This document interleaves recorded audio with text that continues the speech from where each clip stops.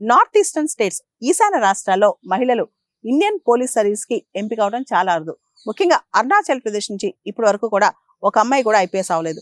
అయితే టెంజిన్ యాంకి మొట్టమొదటి అమ్మాయి అరుణాచల్ ప్రదేశ్ నుంచి ఐపీఎస్ ఆఫీసర్ అయ్యారు. 77th passing out parade recent గా హైదరాబాద్ సర్దార్ వల్లభాయ్ పటేల్ పోలీస్ అకాడమీలో జరిగింది. దానిలో అమ్మాయి సక్సెస్ఫుల్ గా తన ట్రైనింగ్ కంప్లీట్ చేసుకున్నారు. అరుణాచల్ ప్రదేశ్ మహిళా లోకానికే ఇప్పుడు ఒక ఆదర్శం అని చెప్పి అందరూ పొగుడుతున్నారు. రీసెంట్ గా ఆనంద్ మహేంద్ర కూడా ఆవిడ గురించి ట్వీట్ చేశారు. ఆవిడ ఎంతో కరేజియస్ గా ఈ north eastern state Arunachal Pradesh నుంచి వచ్చి ఐపీఎస్ ఆఫీసర్ అయ్యారని చెప్పి అందరూ ఆవిడని పొగుడుతున్నారు అనమాట. ప్రధానంగా మనం చూస్తే నార్త్ ఈస్టర్న్ స్టేట్స్ లో మహిళలు డొమెస్టిక్ వర్క్ లో ఉంటారు, లేదా చిన్న చిన్న జాబ్స్ చేసుకుంటారు. వాళ్ళు ఆ ప్రాంతాన్ని వదిలి బయటకు రారు. వదిలి బయటకు వచ్చిన చిన్న చిన్న ఉద్యోగాలు చేసుకుంటా ఉంటారనమాట.